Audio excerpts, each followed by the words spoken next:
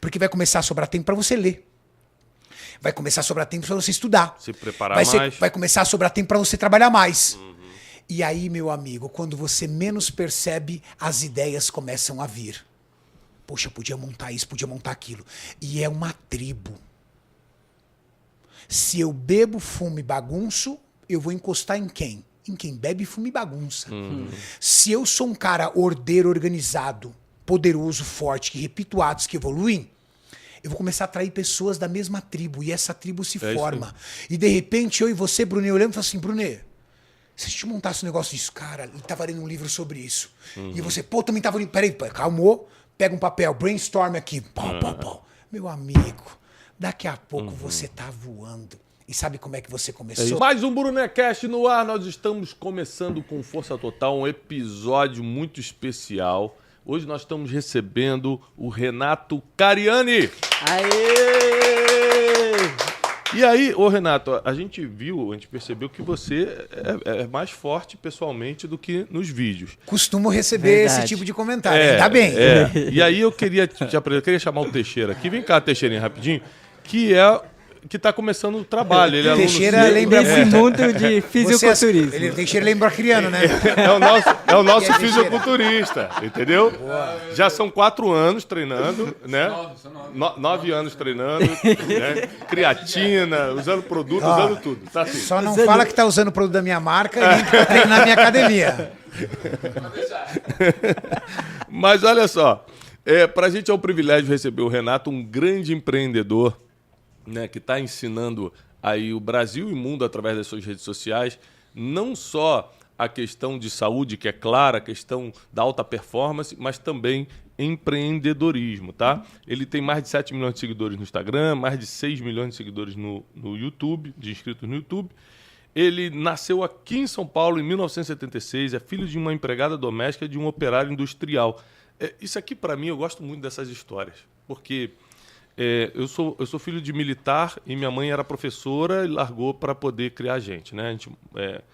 Passei 30 e poucos anos da minha vida no subúrbio do Rio de Janeiro, onde a gente foi criado, frente ao Morro do Juramento.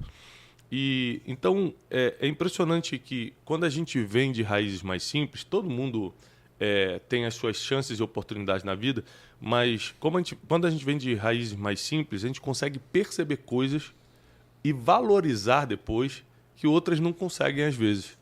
Né? Por exemplo, hoje eu consigo valorizar coisas que meus filhos não valorizam.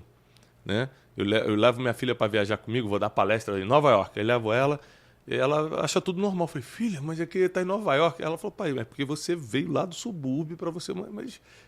Então é muito difícil você lidar com uma pessoa que está acostumada com as coisas. Mas quem veio de uma origem simples geralmente costuma ver o mundo de outra forma. Como é que você vê isso aí? Mas isso é cativante, né? Eu acho que cada vez que você entra nessa vida, cada vez que você participa desse mundo, desse universo, é uma história que você conta. E nós tivemos a oportunidade de contar uma história um pouco mais extensa. Quando você tem uma origem muito humilde e decide, porque também foi uma decisão minha, eu costumo dizer que as pessoas precisam ser felizes. Se você é feliz com uma vida simples, tranquila e pacata, tá tudo bem. Eu tenho um tio que ele tem uma vida simples, feliz e pacata, e foi o que ele escolheu a vida inteira, por mais que ele tenha estudado, seja professor universitário. Mas quando você decide ter uma vida diferente, empreender, construir um futuro maior, construir um legado, transformar pessoas, transformar a tua própria vida, a vida de outras pessoas, você tem a oportunidade de contar uma história um pouco mais extensa. É como se o começo fosse algumas páginas lá para trás.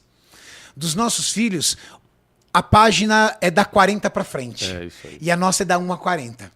E aí, como nós vivemos do 1 ao 40, e os nossos filhos não, eles não conseguem se emocionar como nós nos emocionamos. Porque eles não leram essa parte do livro, ou melhor, não escreveram. Não existe registro mental, não tem como. Eu já conversei com psicólogos amigos, mas como é que eu faço para ensinar meus filhos a valorizar? Ele falou, esquece. Ele não tem registro mental do que é isso. Só você viveu.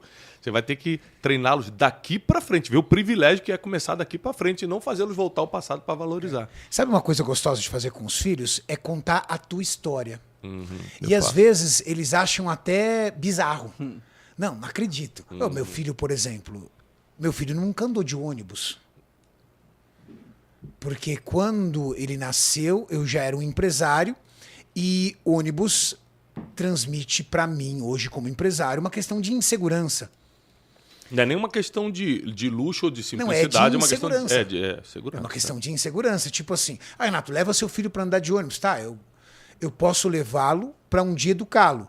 Mas, dentro da minha condição de vida hoje, como empresário, como figura pública, eu corro risco de sofrer algum tipo de violência dentro de um ônibus público. O meu filho não sabe o que é ônibus. E aí, quando eu conto para ele um pouco das histórias, quando ele sabe um pouco do que eu vivo, cara, ele se diverte, ele fica curioso, ele acha interessante. É diferente. Mas a grande verdade é, nossos filhos não leram da primeira a 40% da nossa página. Leram de 40% para frente. E essa experiência ele não terá. Nós tivemos. Então, frequentemente, o nosso passado nos avisa de onde nós viemos, quem nós somos e o que nós nos tornamos. E cada vez que o passado nos lembra disso, essa emoção é um misto de orgulho, de satisfação do tipo, deu certo. Porque todas as vezes que você arriscou, você fala, ai, será que vai dar certo? Deu certo. E terceiro, de nostalgia também, por saber que a tua história existiu. Cara, eu tenho muito orgulho de ter sido office boy, eu tenho muito orgulho de ter entregado panfleto no Farol, eu tenho muito orgulho de ter sido auxiliar de laboratório no começo da minha carreira na área química, porque isso formou muito do que eu tenho hoje, de dar valor ao dinheiro, de ser uma pessoa muito pontual com o trabalho, de ser uma pessoa muito obcecada por progresso, porque eu tinha metas grandes dentro da minha cabeça, mas pequenas chances para fazer com que essas metas viessem a se tornar uma realidade. E aí, cada vez que você recebe uma experiência incrível, como ir em Nova York palestrar para centenas ou milhares de pessoas em Nova York, você fala, caramba, eu fiz agora, eu voltei semana passada na Grécia, eu fui convidado para fazer uma palestra na Grécia. Eu, ali com a minha esposa, cheguei para ela no banheiro e falei assim, olha onde nós estamos, olha onde nós chegamos, olha onde nós fomos parar. E isso não é uma reflexão arrogante, de forma alguma. É uma reflexão até para reconhecer da onde você veio, para você nunca se esquecer disso, de como foi duro você chegar até ali, mas, acima de tudo, para você reconhecer como valeu a pena. Porque valeu tão a pena que você olha e fala assim, não se vitimize por tudo que você passou, porque você está colhendo.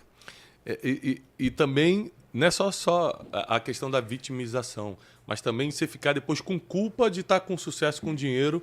Tem tanta gente precisando. Eu tenho um amigo que esse dia me procurou para isso. Falou, cara, eu prosperei muito e eu estou meio culpado, porque se eu troco de carro, fico, poxa, eu podia estar ajudando mais gente, eu podia estar fazendo tal coisa. A verdade é que a gente ou se faz de vítima ou acaba ficando culpado porque está prosperando. Mas a prosperidade, ela é, sem exceção, ela é a colheita de algo que você plantou. Da mesma forma que uma vida miserável, né, em qualquer sentido da palavra miséria, um casamento miserável, uma vida emocional miserável, é reflexo de algo que você plantou. O que a sua infância te proporcionou de bom e de ruim para ter gerado o Renato de hoje? Bom, a minha infância, ela me proporcionou grandes, vamos dizer assim, grandes gatilhos que eu carrego até hoje. Por exemplo, eu sou uma pessoa muito segura com relação ao dinheiro. O que é uma pessoa segura? Uma pessoa segura, por exemplo, é o seguinte, se eu for viajar com a minha família, eu não faço conta de passagem, eu levo todo mundo e vão todos de primeira classe. Porque o meu trabalho me proporcionou isso. Tá. Mas eu não coleciono carros. Renato, você tem uma Porsche, você tem uma... Tudo bem. Eu tenho uma Porsche, mas diante do meu patrimônio, do que eu construí, eu não coleciono carros. Eu não coleciono casas, eu não coleciono relógios. eu não coleciono coisas, eu coleciono experiências. Momentos. Uhum. Então, eu viajo muito, eu passeio muito, eu entrego muito para os meus filhos no que diz respeito à educação, experiência e oportunidades. Mas eu sou uma pessoa muito preocupada com o planejamento do meu futuro até ainda hoje. Por ter 47 anos de idade, eu ainda estudo, analiso, divido com a minha esposa, olha, nós temos que chegar aqui nessa situação, essa decisão aqui na empresa vai refletir isso que vai acontecer na empresa vai acontecer isso, para o nosso futuro vai ser muito bom em relação a isso. Eu continuo planejando o futuro. Só que hoje, com a minha idade, o meu futuro já chegou. Então eu faço tudo que eu tenho vontade também. Já chegou meu futuro. Porque também se eu achar que o futuro está ali na frente, eu nunca vou parar e desfrutar. Uhum. Eu tenho uma frase que eu digo, que o caminho estreito leva você a uma vida fácil. Uhum. E o caminho largo leva você a uma vida difícil. Eu já cheguei naquela vida mais fácil. Então eu já, de vez em quando eu não trabalho de sexta, eu reduzo meus horários. Se me der a louca, eu pego minha família e viajo uma semana e falo para todo mundo das empresas, ó, se virem, cuidem. Renato... E ainda brinco com eles, falo assim, cara, tô velho, toca vocês estão, toca vocês, eu já tô, porque tem que aproveitar. Então, essa minha vida mais fácil já chegou. Tem uns 2 anos, mais ou menos. Daqui para frente, meu objetivo, meu plano é só aumentar minha qualidade de vida. É aumentar meu tempo com a minha família, é viajar mais com a minha mulher, é aproveitar mais a vida, mas, em compensação, também não penso em aposentadoria. Não penso em não trabalhar. Não pense em não ser uma pessoa produtiva. Não pense em dormir e acordar no outro dia e falar assim, nossa, o que eu vou fazer? Ah, vou ligar a televisão. Não, isso não. Mas eu vou aumentar cada vez mais minha qualidade de vida. Isso foi uma coisa que a infância me ajudou. Essa questão de ser uma pessoa sempre preocupada com o amanhã. Eu perguntei isso porque a infância ela é a estrada que a gente vai caminhar a vida toda, né? Na minha infância, eu passei por situações que eu decidi algumas coisas. Por exemplo, hoje eu levo... não só o meu conteúdo, mas a minha vida é muito ligada à espiritualidade. Porque tem gente que tem um conteúdo de uma coisa, mas a vida não é igual, né? Tem gente que fala de saúde, mas come errado fora das câmeras, né? Mas eu decidi levar uma vida de espiritualidade, meu conteúdo de espiritualidade. Porque na minha infância eu tive experiências com isso que me fizeram acreditar. Mas também, por causa de algumas privações que eu tive na infância, meu pai ele se esforçou, meu pai era assalariado da Marinha, então... ele se esforçou muito para colocar a gente em escola particular, que era um sonho dele. Que legal. Mas qual foi o problema disso? Todo o dinheiro era para a escola. Então a gente não tinha dinheiro nem para roupa, nem para o tênis. Então na escola particular o pessoal ia de Nike, a gente ia de Quixute. Somos parceiros nessa situação. O pessoal ia de carro. O pessoal ia de carro bom. Meu pai tinha um Chevetinho vermelho. Então esses graus comparativos criaram em mim vários gatilhos de eu não vou querer ter isso na vida, eu vou querer ser melhor. E eu comecei a estudar o que a pessoa tinha que fazer para ter dinheiro. Tinha que ser empreendedor, ter que vender alguma coisa. Desde adolescentezinho eu já falei, pronto, eu não quero trabalhar para ninguém e tal. Foi a infância que botou isso na minha cabeça. Ou seja, coisas que deveriam ser ruins, do modo que você interpreta, você pode levar como um gatilho positivo. Eu vou fazer o seguinte, eu vou trabalhar, vou criar minha independência financeira e vou ajudar as pessoas com o que eu acredito que no caso é a espiritualidade. Você começou a vida empreendedora e física com quantos anos? Foi na mesma época ou foram situações diferentes? Foram gatilhos diferentes? A física e o empreendedorismo? Olha... Porque ter um corpo desse é um empreendimento, né? O investimento que você tem que fazer... mas... Você vê, o Wesley já desistiu da vida. Ele tá com esse corpo mesmo. Tô tentando. Conta comigo. Não, vai mudar esse jogo. Não, isso é que é o problema. No final você vai avaliar o meu físico. Vamos dar uma olhada. Não, escuta, gente, o Wesley chega atrasado quase todo dia. E aí eu pergunto pra ele, chegou atrasado de novo e falou que eu tava na academia. Mas já são 4 anos, 5 anos com essa desculpa e não tem resultado nenhum. Ou ele tá mentindo pra mim, bote aqui no comentário. Você acha que o Wesley tá mentindo pra mim? Ou ele tá indo pra academia? Mas... Quanto tempo você treina, mais? Nem sei. Quando tá gravando, ele não gosta de dar números, porque a gente usa contra ele. O pessoal começa a avaliar, não, tá treinando errado. Diga, amigo, quantos anos você tem na academia, que eu direi quanto tempo você se dedica a ela, né?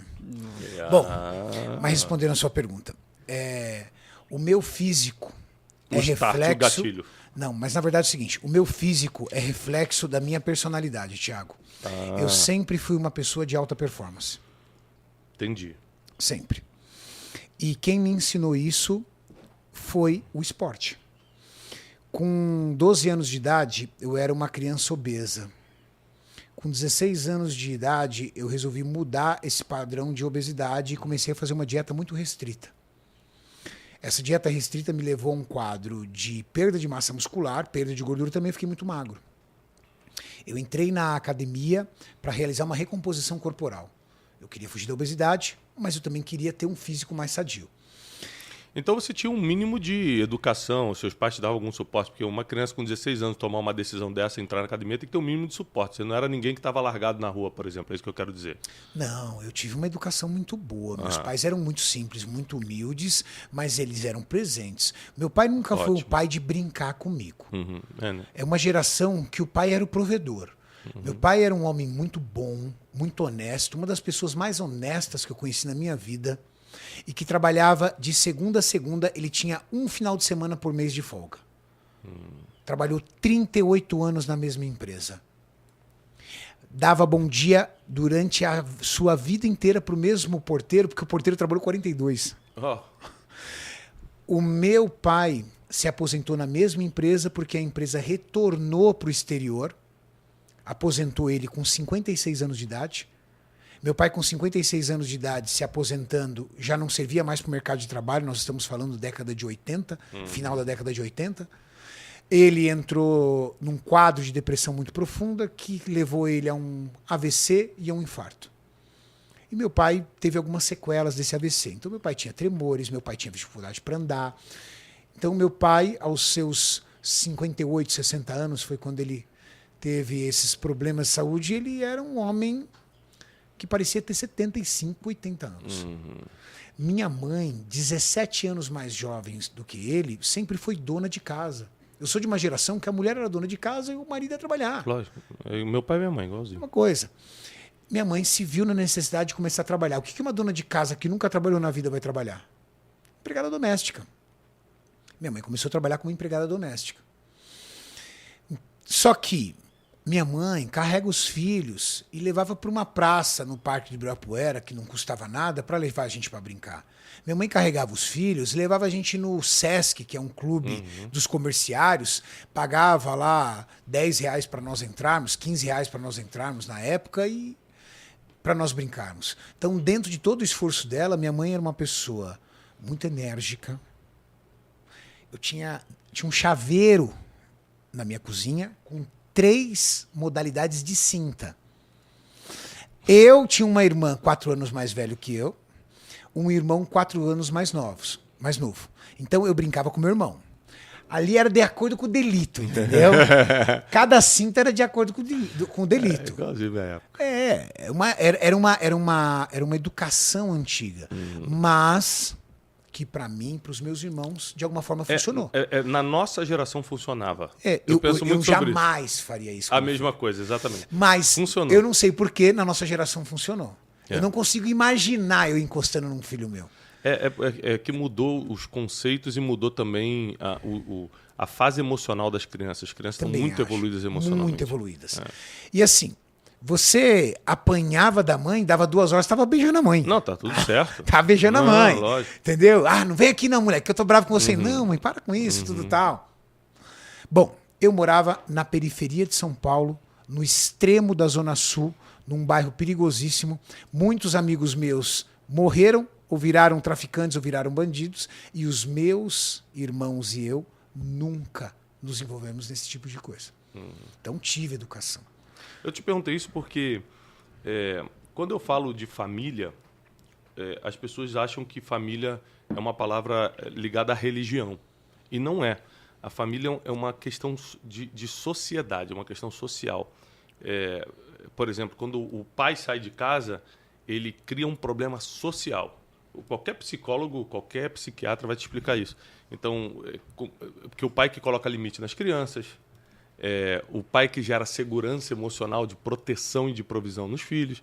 Então, quando o casal separou, o pai sai de casa, essas coisas todas, e começa aquela desintegração de família, é uma questão social que está sendo gerada. E, geralmente, quem mesmo vindo de uma família simples aproveita as oportunidades e cresce é quem teve um mínimo de base familiar, porque eu entendo que existem vários modelos de família, então mas um mínimo de base familiar para você, por exemplo, poder tomar a decisão de emagrecer, ao invés de entrar numa depressão e morrer, ou tentar contra a própria vida, que é o que os adolescentes estão fazendo hoje, diante de qualquer desafio, pequenininho já está pensando em se matar, você foi para academia e foi para uma dieta e tudo. Então, por isso que eu perguntei sobre família, porque geralmente tem que ter um mínimo de base familiar para você tomar a decisão certa, é isso que eu quis dizer. Também. Mas eu não sei se você concorda com isso, Thiago. Você é um especialista, eu não. Eu tenho a sensação que a nossa geração era um pouco mais forte. Ah, claro.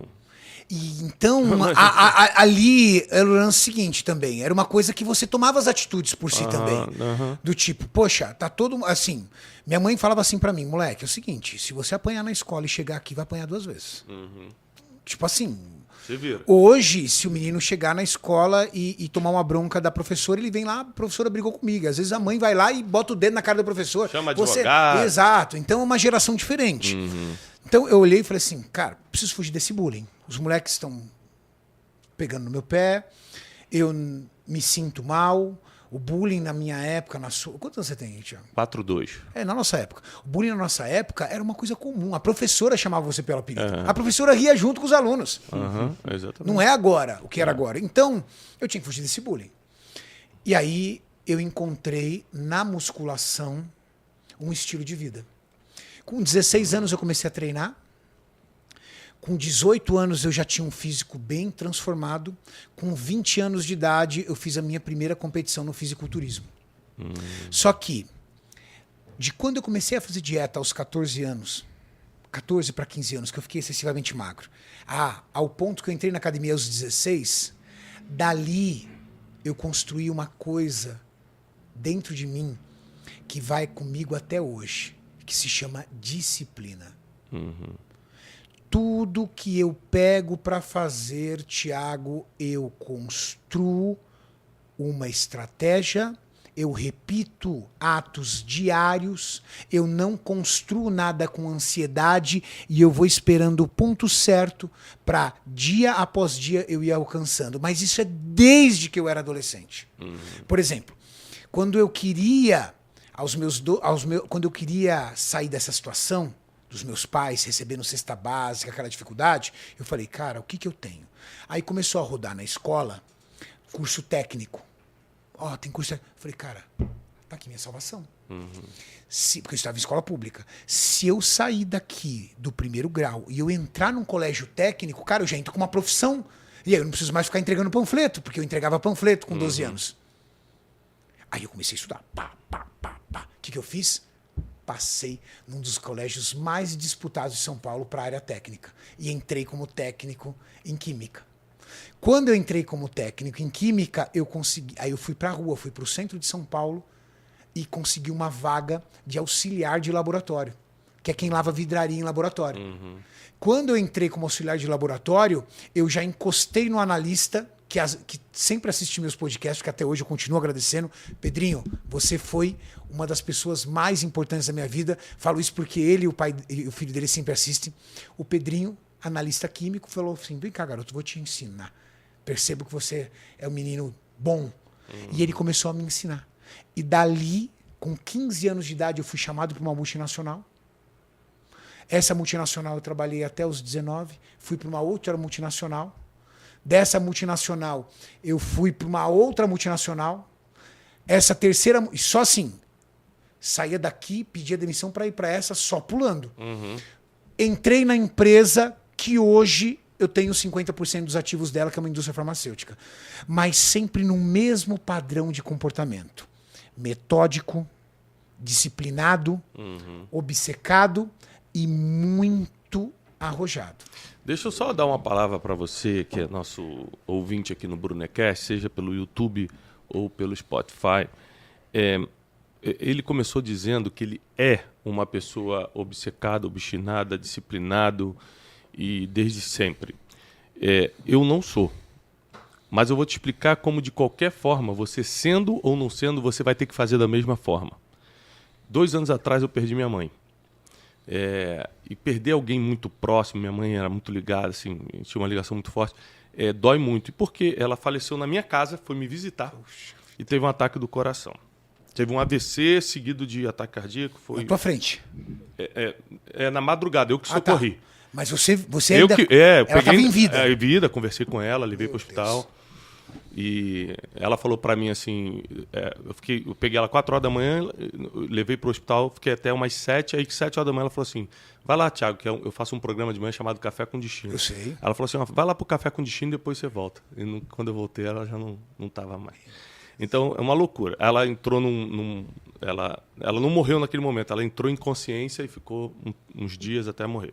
Mas o que eu aprendi com isso? Quando o médico veio me dar a notícia da morte, eu decidi ser disciplinado nesse dia, fazem só 2 anos. Ou seja, pelo menos com a saúde, né? Ele falou assim, se sua mãe tivesse se cuidado um pouco mais... Minha mãe não era obesa, nada não, mas tinha diabetes e comia escondido, aquelas coisinhas. Se ela tivesse cuidado um pouco mais, o AVC que veio não foi tão... Dava para ter saído, mas é que estava muito ruim por dentro já. E não... Quando ele me falou isso... Faltou saúde para segurar a doença. Ele falou só isso para mim, caiu uma ficha. Blup, se você não se cuidar, você é o próximo. Então, cada um tem... Ou seja, eu nunca tinha ido para academia, eu odiava dieta, eu odiava não sei o quê. Eu falei, não quero saber. Eu tinha 107 quilos, eu estou com 87. Então, caramba, nesse processo, a gente está falando de 20 quilos e treinando, né? Não treinando pesado como você, mas dando aquela disfarçadinha. Fazendo aquele vídeo. Fazendo por história. Eu treino 15 segundos, que é o tempo do story. 15 segundos, subiu o story, subiu, acabou. Não, tô brincando. Aí vou 3, 4 vezes por semana e tal. Mas foi uma decisão de saúde. Falei, não vou morrer. Só se Deus quiser me levar, mas por saúde eu não quero morrer. Aí minhas taxas começaram a melhorar, e aí melhora tudo, né? Em casa, sua disposição para trabalhar e não sei o quê. Então, o que eu quero avisar para você? Que se você é disciplinado por natureza, se você é obstinado por natureza, muito bom. Se não é, vai ter que fazer de qualquer jeito, vai ter que aprender a ser. É o meu caso. O meu esforço é maior, que eu tenho que acordar todo dia. Hoje de manhã acordei cedo, botei as crianças para a escola, 4, e fui para academia. E, Thiago, e você sabe que é uma coisa libertadora, né? Por exemplo, todo ser humano ele é disciplinado. E eu vou desafiar você como eu tô certo. Um cara que fuma. Pensa num cara disciplinado. Ele fuma, ele chega em casa, não tem cigarro, o que ele faz? Vai na rua, dá um jeito. Pelo amor de Deus. Mas é que ele tem um estímulo, ele né? Ele fuma. Aí o que acontece? Ele tem um resultado. Toda disciplina gera um resultado. Ele tem um câncer e morre. Legal? O cara gosta de dormir. Um cara disciplinado, cara. Eu não consigo ficar numa cama, o cara fica. Então ele tem aquela... Não, mas ele só dorme 12 horas por dia só. Pois é, ele é um cara disciplinado pra dormir. 12, certinho. Toda pessoa ela tem um padrão de disciplina. A diferença são 2 situações. Primeiro, naquilo que você é disciplinado te leva para onde? Segundo, o quanto você é capaz de enxergar que a tua disciplina tem que ser um pouco maior daquilo que você ambiciona, por conta de prioridade. Então vamos lá. Renato, eu sou um cara que eu adoro jogar videogame, então eu tenho certeza que você é disciplinado em relação a isso. Você tá sempre antenado num jogo, você olha, você procura, saiu aquele jogo novo, você espera o horário para baixar o jogo. Eu sou disciplinado pro trabalho. O cara chega, acorda cedo, o cara organizado e tudo tal. Eu sou um cara disciplinado, por exemplo, com a alimentação. Eu sou um cara que come tudo certinho. Eu sou disciplinado com a atividade física. O desafio é ser disciplinado com tudo aquilo que envolve a tua evolução. Então, eu sou um cara disciplinado com o trabalho. Eu sou um cara disciplinado com atividade física. Eu sou um cara disciplinado com alimentação. Eu sou um cara disciplinado com a minha família. Eu sei disso. Eu sou um cara disciplinado com a minha espiritualidade. Logo, você vai ser um cara equilibrado. Porque como você tem disciplina para tudo isso, o que você vai ter? Uma gestão de tempo eficaz. Entendendo que tudo isso é prioridade pra gente. O problema é que a tendência das pessoas, quando ela tem disciplina só numa região, ela entrega muito tempo para isso. E tudo aquilo que envolve, ou pelo menos deveria envolver, a evolução dela como ser humano, como pessoa, fica achatado. Por exemplo, de que adiantava também eu ser disciplinado só com atividade física? Renato, eu treino de manhã, treino na hora do almoço, treino à noite, faço minha dieta, faço isso, tá, eu trabalho. Eu sou um vagabundo. Não, o meu negócio é ficar ir pra academia. Eu te conto Existe gente assim. Eu recebo vários directs por dia, como você deve receber, de pedido de ajuda. Vários caras que são tipo bodybuilder, esse grandão, me querem, pô, cara, me dá uma chance, irmão, eu não tenho como pagar o aluguel esse mês. Ou seja, o cara tem a disciplina de ir pra academia 3 horas por dia, de botar um corpo daquele, mas não consegue botar a mesma disciplina para fazer dinheiro. Entendeu? Ou seja, a disciplina é uma questão de prioridade. Qual é a tua prioridade? E prioridade não é aquilo que você quer. Aquilo que você quer é ambição. Prioridade é aquilo que você realmente reconhece como algo que está latente na tua mente. Eu fazendo um podcast uma vez com um rapaz, o rapaz chegou pra mim e falou assim, pô, Renato, eu não consigo perder essa barriga. Faz 2 anos que eu tô numa academia. Você se vê com uma Ferrari? Lógico, cara, tô trabalhando duro pra isso. Você se vê com um abdômen trincado? Não. Eu falei assim, você acabou de responder pra mim, não é uma prioridade pra você ter um abdômen trincado. Então por que você quer? O que você quer está relacionado com o tamanho da sua disciplina. Eu quero ganhar dinheiro. Você está estudando? Ah, não tenho tempo para isso. Mentiroso. Você está trabalhando mais? Ah, meu chefe não valoriza. Medíocre.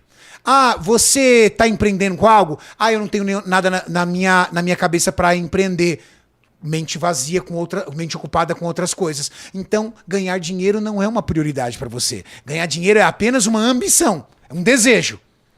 Mas a tua prioridade, eu tenho certeza, se eu bater um papo com ela, tá ligado em outras coisas. Ou tá ligado em farra, em amigos, em gandai, ou academia, ou corpo, ou videogame, ou dormir. Alguma coisa você é disciplinado. O que você está querendo me dizer é que os maiores desejos, os maiores objetivos que você tem que estar atrelado à sua maior disciplina.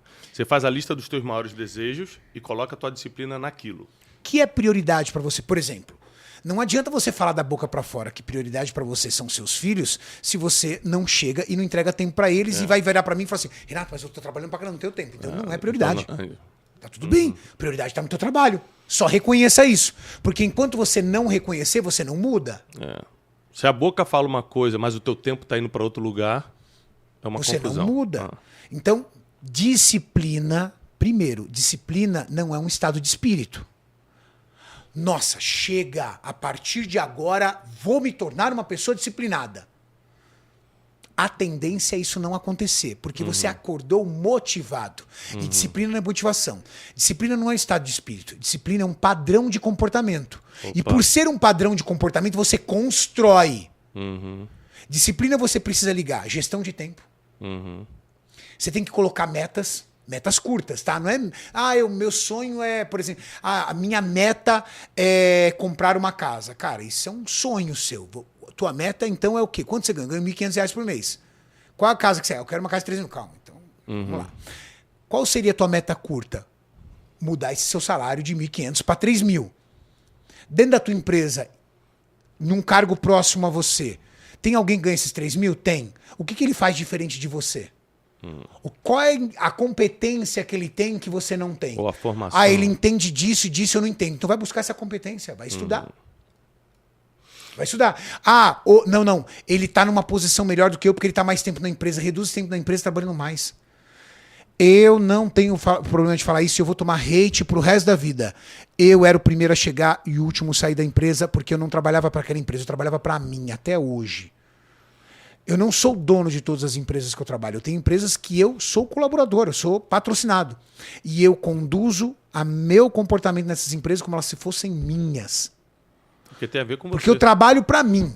Thiago, começar a trabalhar para você. Digamos que tudo acabasse e eu chegasse para você e falasse assim, Thiago, vou começar a trabalhar para você. Você ia ficar assustado, cara. Quando você chegasse aqui, eu já tá aqui. E eu tá ali na tua linha. E eu ia trazer insights. Eu ia arrumar aquilo. Se eu ver que aquilo lá tá torto, eu ia desarrumar aquilo ali. Eu tô falando a verdade.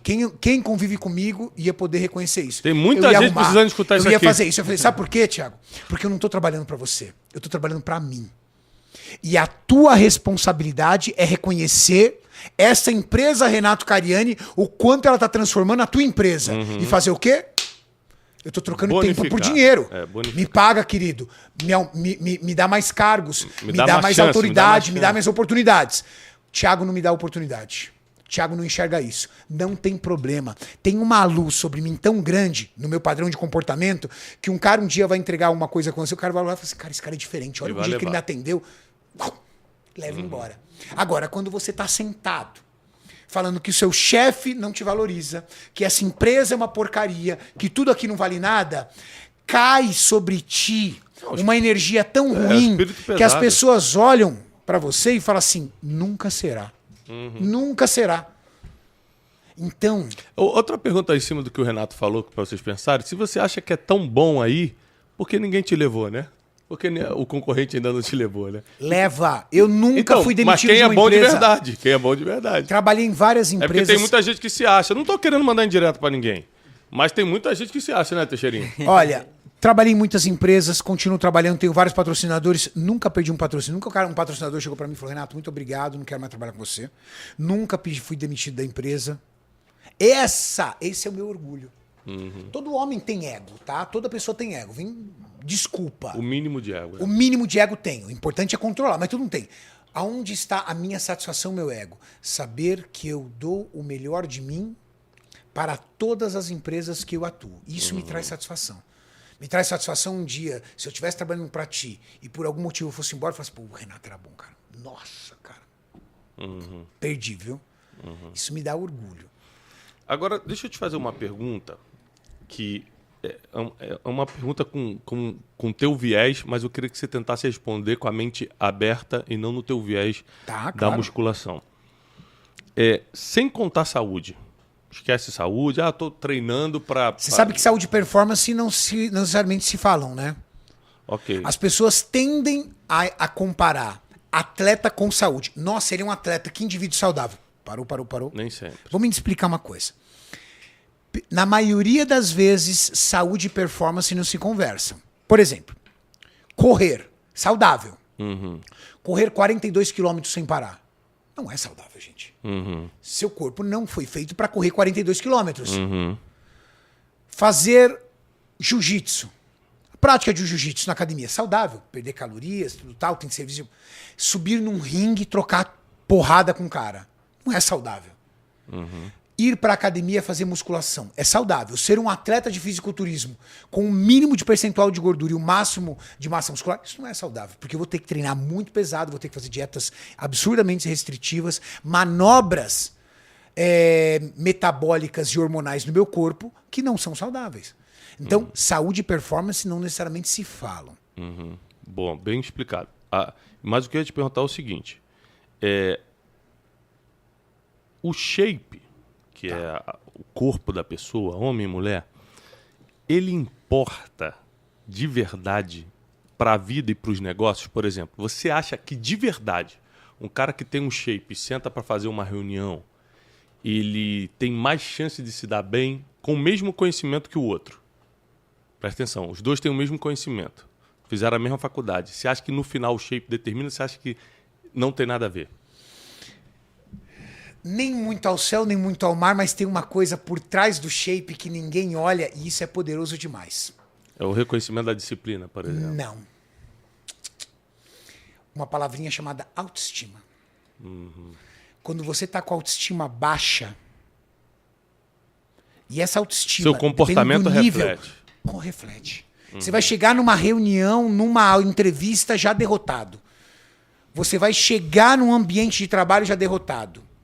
Digamos que você está num quadro de obesidade mórbida, aquilo machuca a tua autoestima. Poxa. Você vai chegar escondido, você vai chegar num canto, as pessoas vão olhar para você não vai e falar querer assim, se vestir já estão me julgando. Já estão me julgando, olha lá, já estão me julgando. Tô vendo que essa empresa não vai dar certo. Complexo de tá todo inferioridade. mundo. Às vezes as pessoas estão conversando, dando risada, rindo de mim. Isso. Rindo de mim. Porque a autoestima está fragilizada. Eu peço para as pessoas, se você não está com a tua autoestima em dia, por exemplo, você acha que você não é capaz de melhorar de emprego. Você acha que você não é capaz de conseguir uma profissão melhor, de conquistar uma nova profissão porque você já está velho para isso. Eu convido você a começar uma atividade física. Sabe por quê? Porque repetir atos dentro de uma atividade física na academia, conseguir controlar e organizar a sua alimentação, ter a disciplina de repetir diariamente esse hábito de ir para a academia. E o mais incrível, olhar para o espelho e ver o fruto da sua atitude diária transformando o teu corpo. Aí você vai olhando aquela transformação, cara, isso é um elixir para sua autoestima. Você vai ficando corajoso. Eu sei disso que eu tenho alunos que fizeram isso. Daqui a pouco você vira e fala assim, vou trocar de emprego. Chega. Vou procurar outro emprego. Vou entrar na faculdade. Sabe aquela profissão que eu sempre quis? Eu posso. Sabe por quê? Porque se eu sou capaz de fazer dieta durante um ano inteiro, se eu fui capaz de perder 40 quilos, se eu sou capaz de ir pra academia todos os dias, quando eu tô cansado, quando tá chovendo, quando eu tô com preguiça, quando dá um baita trânsito, cara, eu sou capaz de fazer essa faculdade. Eu sou capaz de mudar esse emprego. Eu sou capaz de fazer essa vida. É aí que o shape vai mudar. Agora, se tiver um indivíduo musculoso dentro da mesa e o indivíduo magro dentro da mesa, a probabilidade de um indivíduo musculoso perder a vaga é muito grande. Sabe por quê? Porque o indivíduo musculoso muitas vezes é subjugado como esse cara só pensa nisso. Também tem isso. Esse cara não serve pra mim, sabe por quê? Porque esse cara é narcisista, só pensa nisso e a vida dele tá ligada nisso. Gasta muito tempo com isso. Mas, se você chega numa entrevista forte, corajoso, com a autoestima carregada e reconhecendo o cara que você é, a mulher que você é, a pessoa que você é, meu amigo, 50% dessa entrevista tá ganho. Não, só porque eu te perguntei isso, por causa de uma coisa que aconteceu comigo, é claro que eu não vou dar nomes, mas um amigo meu muito influente falou assim, cara, eu quero te apresentar, era um almoço, eu quero te apresentar a um dos maiores advogados do Brasil, e o cara é bem low profile, assim, esse advogado, mas é um cara, assim, dos maiores processos, assim, e marcou o jantar. E aí eles chegaram em 2, e eu fiquei o tempo todo, eu não sabia quem era, eu fiquei o tempo todo dando atenção pro cara que na verdade eu era assessor. E apertava a mão e tal. Por quê? O quê? Aí que tá, cara. Houve um julgamento inconsciente meu. Foi inconsciente.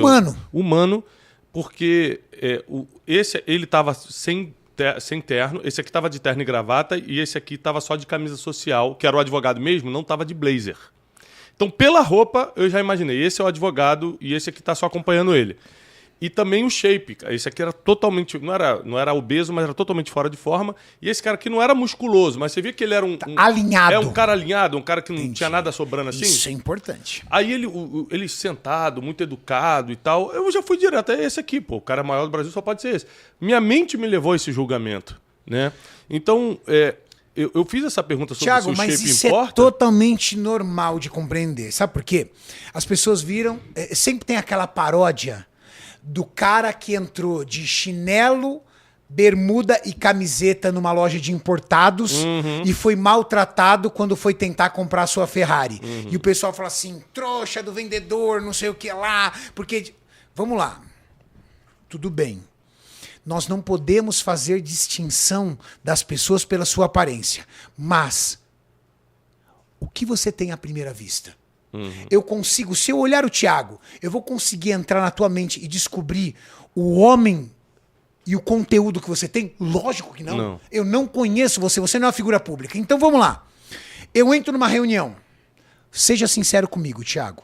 Você, CEO de uma empresa, precisa de um cargo executivo. Senta nessa mesa uma pessoa que na sua aparência física transmite doença, descontrole, falta de zelo com o seu próprio corpo. Sai da mesa, entra na mesa. Uma pessoa que demonstra cuidado com o seu corpo. Com o cabelo, com a barba. Ambos com o mesmo padrão de comunicação. Ambos com o mesmo currículo. Quem vai ganhar? Não, é lógico. Não só porque você está pensando no resultado que ele vai te dar, mas porque todo ser humano quer andar com alguém que inspire. Então, é lógico que... Quem vai olhar e falar assim, qual é a cara da minha empresa? Eu vou falar duas coisas que você falou agora, só dando uma base bíblica aqui. Tem um versículo na Bíblia, em Samuel, que diz o seguinte. Deus falando assim, ó, preste atenção. O homem só enxerga o que está diante dos seus olhos. E somente Deus vê o coração. O que quer dizer isso? Lindo. Que só Deus vai saber o que está por dentro. Aí fala assim, eu sou assim desleixado, mas eles vão entender que meu coração... Não, ninguém vai entender nada. Quem vai entender é Deus. Você quer ser... O homem vê o que está diante dos seus olhos, está escrito. Então, quanto mais... Não é ser vaidoso, extremamente vaidoso, só se preocupar com isso. Cuidadoso. Quanto mais você cuidar, mais as pessoas vão deduzir. E seu coração é com Deus. E a segunda coisa é um documentário que eu vi do maior evangelista do nosso século, se chama Billy Graham. Billy Graham foi um pastor americano que foi conselheiro de 4 presidentes americanos, um cara muito grande, lotava estádios na década de 50, 60, um cara muito grande. E aí o Larry King, que era como se fosse um Jô Soares nosso aqui, faz parte desse documentário, e ele fala o seguinte, ele ateu, né? E o cara pergunta assim, por que você assistiu Billy Graham, se você é ateu? Billy Graham era um pastor evangélico, você é ateu? Ele fala assim, eu ficava impressionado com um homem de 1,85m, 1,90m, magro, de olhos azuis, bem vestido, falando aquelas palavras bonitas. Então o cara deixou claro que da América, quem escutava ele, que não era do viés cristão, católico, evangélico, espírito que fosse, o ouvia pela boa aparência. O cara deixou claro ali. Então, fichas foram caindo que é importante a forma como você se apresenta. Eu não estou falando que é o principal, mas é importante. Então, é o que às vezes num primeiro momento você tem. Entende? É mais uma arma na mão. O resto tem que ser construído. Uhum. E isso vale até para os relacionamentos. Uhum. Porque muitas pessoas têm uma dificuldade tremenda de conseguir iniciar um relacionamento. Por quê? Porque a autoestima está baixa, não se cuida e ele não se acha merecedor de alguém. Quando começa a se cuidar, começa a retomar o controle do seu corpo. E olha, você colocou uma observação muito incrível. Nós não estamos falando de narcisismo. Uhum. Porque o narcisista você reconhece muito rápido, porque ele é uma pessoa tão fútil e tão banal que é insuportável você conviver com a pessoa. É insuportável você conviver. Nós estamos falando de uma pessoa que, dentro de toda aquela escala de prioridades que eu disse, coloca ali também o seu templo. Templo que Deus te deu, que se chama corpo. Por dentro e por fora. Então, é isso. Eu acho que é prioridade. Uma coisa que eu costumo falar sobre corpo, para a gente passar para um outro assunto, é o seguinte. Biblicamente, o que importa é a sua alma. Né? O que é a sua alma? Seus sentimentos, suas emoções, seu intelecto, sua consciência. Porque é ali que Deus fala contigo. Então, biblicamente, o que importa é a alma. E aí, muita gente que é cristã ou qualquer outra religião monoteísta, o judaísmo, o islã, ou seja, que acredita em um só Deus, acaba desvalorizando o corpo por não entender isso aqui. Ó. O que importa é a sua alma, mas o transporte do que importa é o seu corpo. Você nunca parou para pensar que se seu corpo parar, a alma acaba? Porque a alma não pode viver fora do corpo. Então, se você for para qualquer teologia, judaica, islâmica ou cristã, a alma não vive fora do corpo. Então, você precisa do seu corpo para ser o transporte da alma. Então, mesmo que você seja uma pessoa religiosa, saiba que quanto mais atenção você der para o seu corpo, mais você está estendendo o tempo da sua alma na Terra. Bravo. Né? Então, tá aí uma resposta teológica para você se cuidar. Agora, vamos para o empreendedorismo. Uma coisa que eu percebi é os CEOs estão tendo 2 comportamentos que nunca tiveram em outras gerações. Primeiro, estão dando a cara na internet. O cara tá ligando, bum, live e fazendo. Segundo, tá todo mundo magro indo pra academia, se cuidando. E treinando musculação, não, já treinando viu? muito. Não é correndo, jogando squash, porque eles jogavam squash, jogavam tênis. Não, agora indo pra musculação treinar. Então, mandar um abraço pro meu amigo João Adib, que já veio aqui com a gente. Grande Adib, fiz o podcast com ele faz 3 semanas. Adib tá com 51 ou 52? 52. 52, né? Marombeiro. Treina todo dia. Esse dia a gente se falou, falei, cara, ele tava tipo assim, um dia nos Estados Unidos, outro dia em Paris, no outro dia em Tóquio, os 3 dias o cara tava treinando. Eu viajo, eu já não consigo. Ele falou, Bruneco, eu quero chegar nos 80 com esse pique aqui. Então, os CEOs, ou seja, os homens de negócios, os diretores executivos de grandes corporações, eles não estão apenas focados, que nem antigamente, somente no crescimento financeiro. Eles estão pensando no todo agora. Exato. Eles colocam o gráfico da forma que eu coloquei para você. Se você pegar os grandes CEOs, como é que é antigamente? A personificação de um homem rico e bem-sucedido. Quem era? O velho da lancha. É. Como é que era o velho da lancha? Rolex no braço, corrente, uma barriga enorme, careca, numa lancha. Um carrão e uma lancha. Hoje, o empresário faz transplante de cabelo. Hoje, ele faz dieta. Hoje, ele não ostenta barriga. Hoje, ele vai para academia fazer musculação. Hoje, você vê muitos deles deixando ali, ó, porque a rede social mostra, deixando tempo para os filhos, para a família, trazendo o filho junto, às vezes, para a empresa, logo novinho, do tipo, vem comigo, filho. Então, o que eu vejo? Eu vejo que muitos, porque muitos desses homens, eles vêm de geração, né? Aprendeu com o pai. Fala, não preciso ser igual ao meu pai. Eu acho que eu tenho que fazer um pouco mais do que isso. E veio trazendo valores dentro daquilo que é prioridade. Não é só a grana a prioridade, não é só a minha empresa a prioridade, não é só o progresso dos meus negócios. É o progresso da minha evolução como ser humano. Então você começa a ver empresários falando mais de Deus, falando mais da sua espiritualidade, preocupados com isso. Não, com tudo. Mais Com família, tudo. mais... E você sabe por que a musculação entra muito nisso? Porque a musculação deixa você mais produtivo. Ah, sim. Isso eu não tenho dúvida. Você perdeu 20 quilos e ganhou bastante massa muscular. Você reconhece o seu melhora na produtividade? Não, sem dúvida. Hoje, por exemplo, até o horário de treinar. Quando eu treino no final da tarde, o meu dia é diferente quando eu começo treinando. Quando eu começo treinando, meu dia é mais produtivo. Eu já fiz essa conta. Eu fiz essa conta. O meu treino é só de manhã em jejum. Eu acordo pela manhã, tomo meu café, tomo meus suplementos em jejum, vou pra academia, musculação, cardio, tomo banho e falo assim, agora vamos. E o meu dia é outro. Se eu pular a academia, a minha produtividade é na disciplina. Se eu deixar, a minha produtividade é na disciplina com um toque de energia, de motivação. Um cara que tem um shape igual ao teu, ele tem que ficar quantos dias sem treinar para começar a mudar o corpo para pior? Porque se você não treinar 2, 3 dias, não vai fazer diferença nenhuma. Quantos dias você acha que o cara tem que ficar sem É um treinar? progresso de degradação. É um processo, na verdade. É um processo de degradação.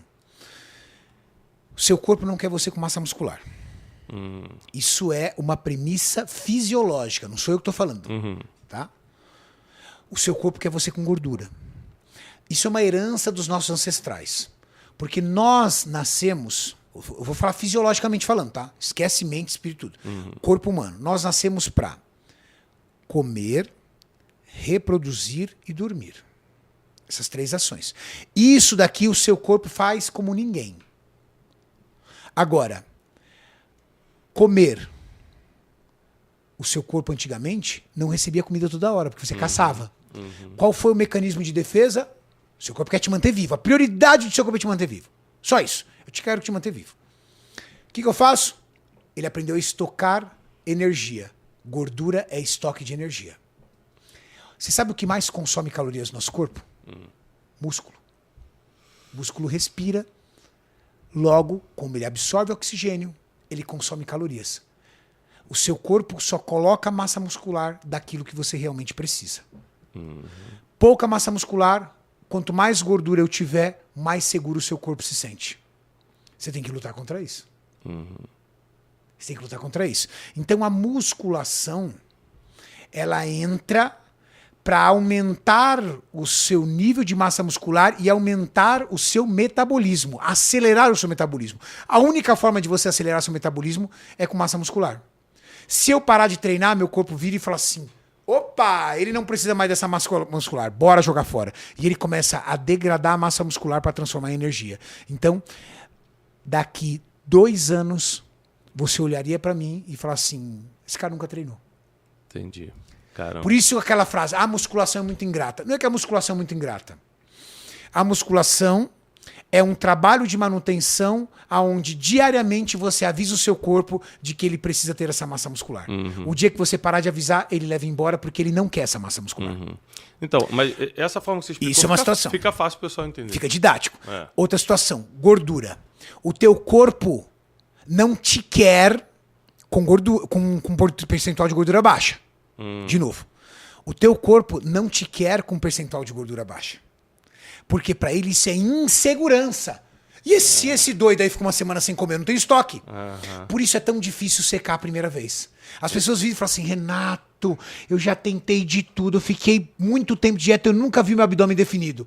Porque a última região que você seca é região baixa do abdômen e flancos aqui, ó, essa gordurinha daqui. O seu corpo, ele quer segurar aquilo do tipo, só que você tem que permanecer em dieta. O dia que ele tira aquilo pela primeira vez e ele vê que você não morreu, se um dia você vacilar e ganhar um pouquinho de barriga, você vai ver que é mais rápido para você secar. Porque o seu corpo já uma vez passou por esse processo e entendeu que isso é seguro. Você cria um tipo de memória. Exatamente. Memória celular, a gente usa o termo. Percentual de gordura baixo e massa muscular no corpo são duas variáveis que são totalmente contrárias à sua ancestralidade. Por isso é difícil mexer. Só que depois que você mexe isso uma vez, é da manutenção. Por exemplo, quantas vezes e quantas horas por dia você acha que eu treino? As pessoas acham que eu passo o dia na academia. Eu imagino 2h30 por dia. 50 minutos de treino, 30 a 40 minutos de cardio por dia. 1h30. Entre 1h30 e 1 hora. Por exemplo, eu faço cardio 4 vezes por semana. Então, e treino 5 vezes por semana só. Treino de segunda, terça e quarta, descanso quinta, treino sexta e sábado, descanso domingo. Onde, se eu tiver um compromisso de quinta, aí eu... por exemplo, se eu tiver um compromisso na sexta, eu troco. Se eu tiver um compromisso no sábado, eu troco. Mas eu descanso 2 vezes na semana, treino só 5, em média de 1 hora a 1h30 por dia. Renato, mas isso é o que eu gasto na academia. Tá, mas eu faço isso desde os 16 anos de idade. Senta que tudo na vida é isso. Ó, o dia que as pessoas entenderem que na vida a disciplina vence o talento, vence o dom, vence a genética. Por quê?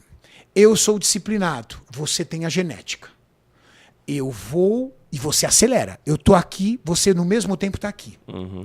Só que você não é disciplinado. Aí você falha, apronta, bebe, para de treinar. Eu tô lá, sem pressa, metódico, consistente. Daqui a pouco eu te passo. Você, genial, uma capacidade de memorização incrível. Pega as coisas muito rápido. Eu, mediano. Os dois estão estudando para a mesma prova. Você... Só que você gosta de farra, inconsistente, preguiçoso, indisciplinado, e eu não. Você tá na TV, eu tô no livro. Você tá na cervejada, eu tô estudando. É igual os melhores jogadores do mundo, né? Você tá ali, ó, pau. O jogador é um pouco complicado, sabe por quê? Porque o esporte do futebol, ele tem uma mágica incrível que se chama dom. Habilidade, assim. É o dom. O cara nasce. Olha o Messi, pega uns vídeos do Messi quando ele era desse tamanho, topo. Mas, então, é surreal. Mas o Cristiano Ronaldo, ele não tem metade da habilidade de um Neymar e de um Messi e joga mais do que todo mundo por causa da disciplina. Exatamente, ele é disciplinado. Ele é ultra disciplinado. Só que o padrão de disciplina que o Messi teve não levaria aonde ele tá se não tivesse o dom. O dom. Ah, tá. É isso que eu tô te falando. Mas isso é o alto rendimento. Quem tá no topo, só disciplina não basta. É importante eu falar isso também para a pessoa não construir, às vezes, uma ilusão. Renato, eu gostaria de ser o melhor jogador do mundo. Eu quero bola de ouro. Então, logo, eu vou ser o cara disciplinado. Eu olho e falo assim... Não vai rolar. Certo. Mas você pode ser o melhor jogador da sua turma. Então, qual é o grande troféu da disciplina? O troféu da disciplina é quem tiver no poço não vai estar. Porque ela é transformadora. Ela é transformadora. Renato, a gente estava falando sobre o músculo ter memória. Quando você parar de treinar, você vai demorar 2 anos para secar e aí você vai voltar ao estado que você está hoje porque o músculo tem memória ou porque você Até sabe melhor. fazer o exercício certo? Tudo você passou isso. muitos anos fazendo isso. Tudo isso. Porque há uma conexão entre a sua mente e o seu músculo. Por quê? Todo movimento que você realiza Todo movimento que você realiza é um comando dado pelo cérebro. A grande dificuldade para começar a treinar é você coordenar esse movimento ao ponto que ele gere hipertrofia. Isso é o tempo. A gente brinca, né? Você pode ficar anos sem subir numa bicicleta. Quando você sobe, o seu cérebro sabe qual comando e vai. Caramba, como é que pode? Cara, eu já fiz isso uma vez. É lógico. Dirigir carro com O marcha. corpo é a mesma coisa. O corpo é a mesma coisa. Dirigir carro com marcha. Talvez o carro morra umas 3, 4 vezes. Não, é. Mas você vai tirar o carro de lá. Tu tá 30 anos sem dirigir carro com marcha, quando você pega, você dirige. Entendeu? Ele vai morrer umas Pode 2 morrer, vezes. é. Você vai esquecer de tirar no câmbio. Mas nunca vai ser como se você nunca tivesse dirigido. Exatamente. Essa velocidade é muito grande. Eu falo, o que você fez na vida, você não perde. Ah, fiquei 2 anos estudando um instrumento e depois parei. Perdi tudo. Perdeu nada, querido. Pega esse violão de novo. Você vai fazer bonito. É muito gostoso. Por isso que é tão bom viver experiências, né? É muito Todas bom. as experiências que você vive. O importante é repetir atos. Bom. E você pode falar pra gente a importância de um personal trainer? Porque, por exemplo, eu tô começando a academia, eu não sei como fazer o exercício certo, você já sabe. E aproveitando, eu treino numa academia que o professor passa um treino lá, ó, faz isso. Ele não tá ali comigo acompanhando. Como que você vê isso? Então vamos lá. O professor... Vamos lá. Quanto você paga na tua academia? 100. Acho que é um 100. Então vamos lá. Você paga R$100 na academia, aí você usa o banheiro, às vezes você toma banho, usa os equipamentos, energia elétrica, sobe na esteira e ainda quer o professor todo dia contigo. Não dá, pessoal.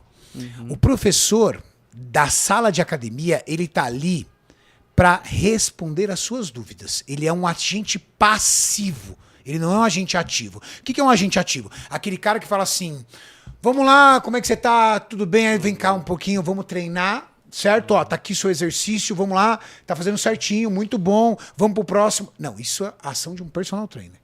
Agora, você chega pro professor e fala, professor, o que é supino inclinado com halteres? Ele vai falar assim, vem cá. Ó, é assim, faz isso, muda aquilo. Ah, obrigado, professor. Ele é um agente passivo. Ou seja, ele tá ali para responder uma dúvida sua. E esse padrão, esse modelo de academia já não dá mais para mudar, porque é o modelo da academia. Eu pago pouco. Pô, uma mensalidade de uma academia, a mensalidade que você paga é a metade do preço de um pote de whey. Pra você ir lá todo dia. O que vai transformar o seu corpo? O pote de whey ou você ir pra academia todo dia? Eu ir pra academia. Não adianta nada você tomar whey e não ir pra academia. Então, o grande agente transformador do seu corpo custa metade do preço de um suplemento. Isso não dá pra mudar. Agora, você pode contratar um treinador. Renato, eu não tenho grana pra contratar um personal trainer. É caro. Calma. Chega pro professor e fala assim, professor, seguinte, eu não sei treinar, quero começar. Quanto você paga? Primeiro, para montar uma planilha de treino para mim. Segundo, 1 semana para você me ensinar os exercícios. Cara, eu vou te cobrar R$500. Vou te ensinar peitoral segunda, vou te ensinar perna terça, vou te ensinar costas quarta, ombro quinta e braço sexta. Fechado, tô aqui seus R$500. Ó. Metade do preço de um tênis de marca.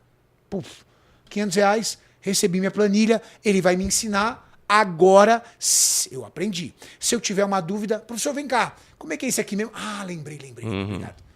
Uma forma. O profissional da educação física, dentro de uma sala de aula, para mim, é o melhor investimento que você pode fazer. Eu, em fase de preparação para uma competição, a primeira coisa que eu pego é um treinador para mim. E fazendo uma comparação com a vida, em cima do que o Cariani falou, ele falou sobre o agente ativo e o agente passivo, né? Essa é a diferença de você ter conselheiros e mentores na vida. Conselheiros é um agente passivo. Você procura ele e pergunta, o que você acha de eu fazer tal coisa? É um amigo? É alguém que você aborda? Se admira. Se admira. O cara que cumpriu uma jornada que você tá no meio dela. O cara vai no teu evento, Cariani e tal, ele tá pegando conselho contigo. O mentor é quem tá te acompanhando na vida. Então, ou seja, ele é um agente ativo. Ele está falando, cara, não faz isso. Ele é uma repreensão para você. Ele fala, ó, corrija esse exercício aqui. Quantas vezes o meu personal na academia fala assim, tu vai machucar tua coluna e não vai ter resultado muscular. Mas na vida a gente precisa do personal trainer também. Na vida financeira, na vida emocional, na vida familiar. Hoje em dia, você levar um casamento, levar uma família, não é fácil não. Se você não tiver gente que entende do assunto te acompanhando, você fica sem direção. Eu comecei o Café com Destino, a gente vai fazer 3 anos de Café com Destino. Porque eu percebi o seguinte, as pessoas não têm como pagar nem personal trainer físico, quanto mais personal trainer da vida. Então eu vou começar um programa matinal. Vai lá para baixo na escala de prioridade dela. Que ensina, lógico, que ensina as pessoas a viver. E a gente está ali há 3 anos ensinando você a viver no Café com Destino. E aqui no Brunecast sempre trazendo convidados especiais para você crescer também.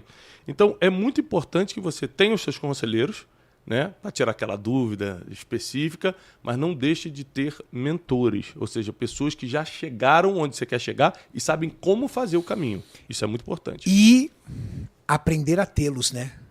Uhum. Porque você tem que tê-los e aprender a tê-los, porque você também tem que ter uma construção dentro de você, você tem que realizar um exercício de humildade e reconhecimento para você também chegar e ouvir. Uhum. Eu costumo dizer o seguinte, cuidado com quem você traz para te mentorar também. Claro. Sabe por quê? Porque a natureza do ser humano é se incomodar com a vitória alheia. Uhum. Por exemplo, eu estou numa empresa ruim, medíocre, numa situação mediana. Você está nessa empresa. Aí um dia eu chego para você e falo assim, Brunet, cara, vou procurar outro emprego. Vai? Ih, meu velho, o mercado tá péssimo, tá péssimo.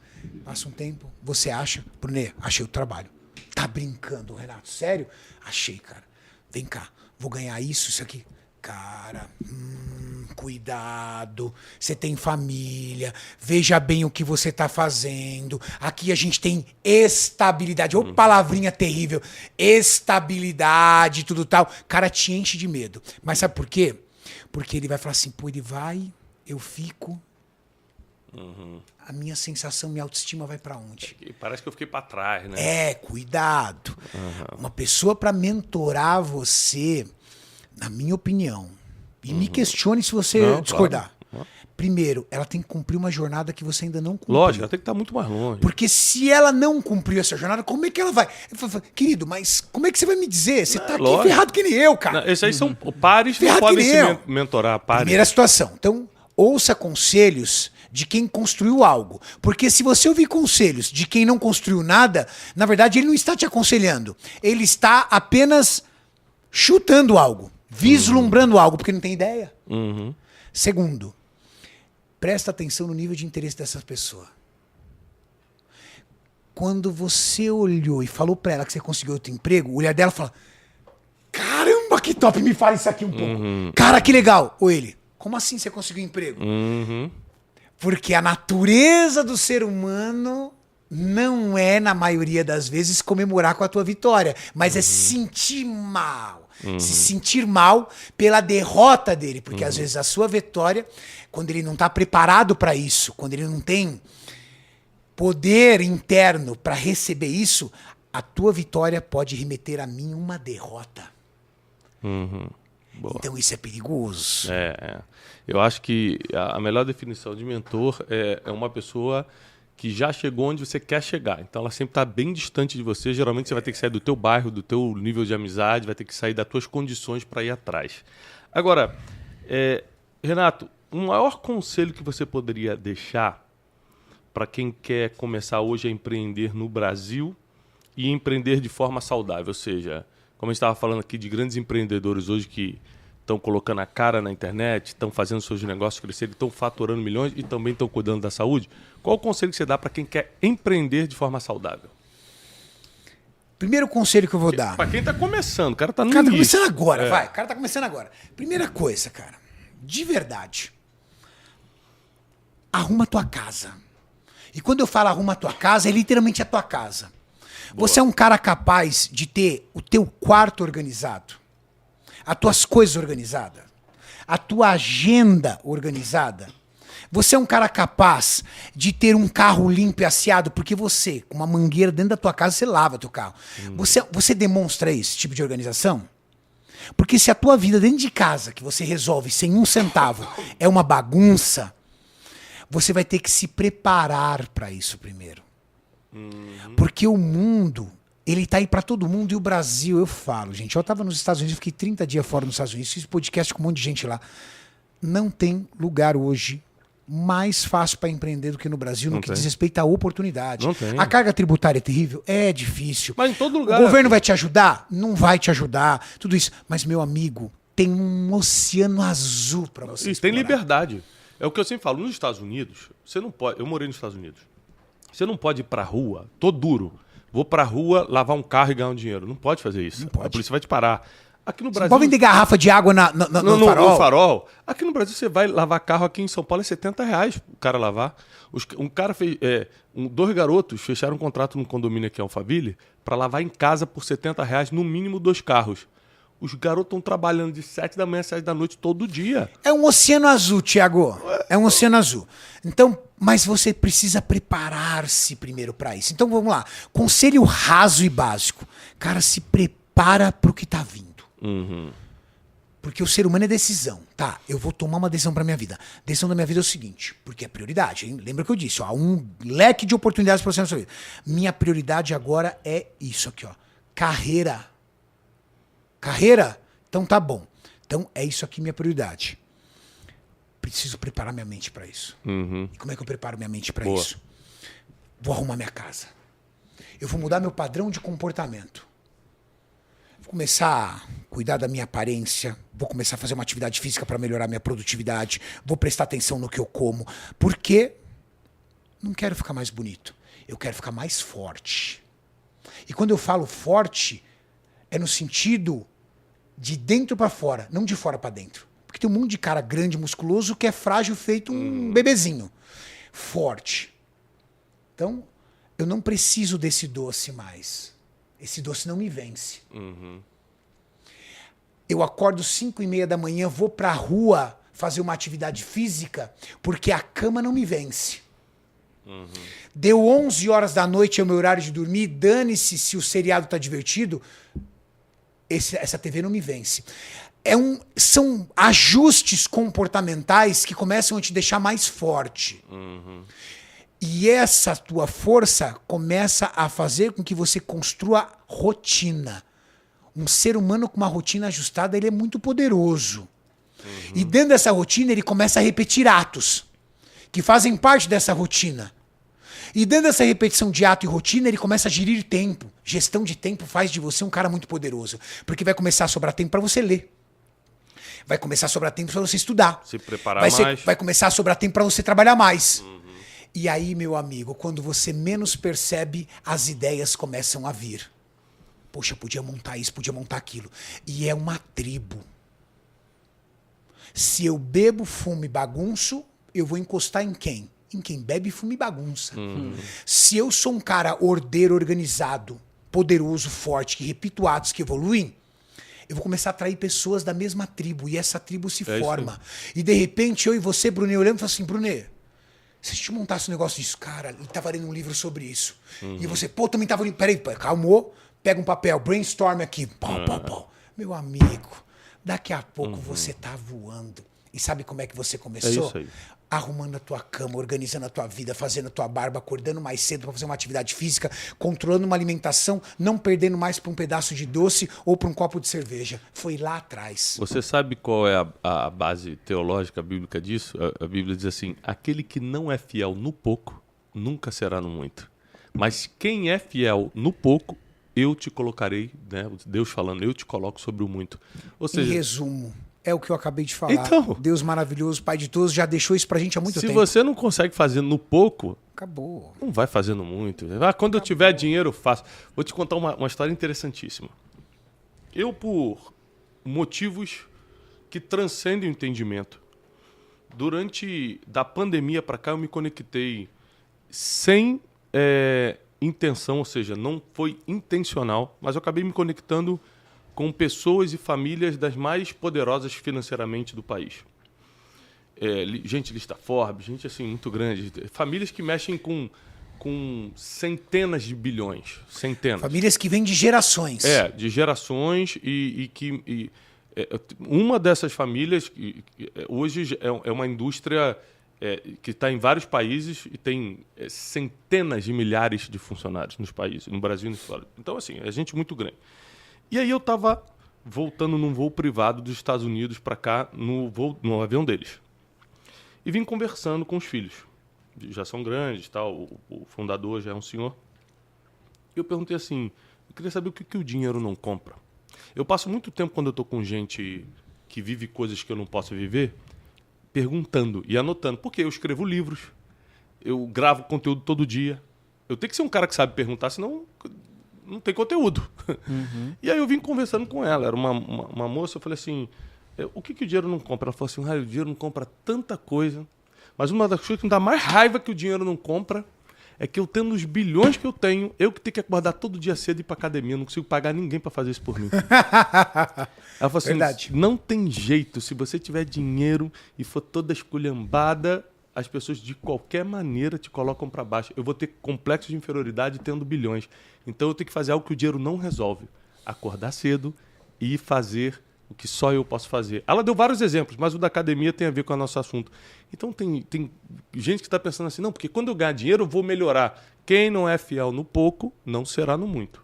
Está escrito, então vamos fazer isso. Não é só isso deixa você mais forte, gente, acredite.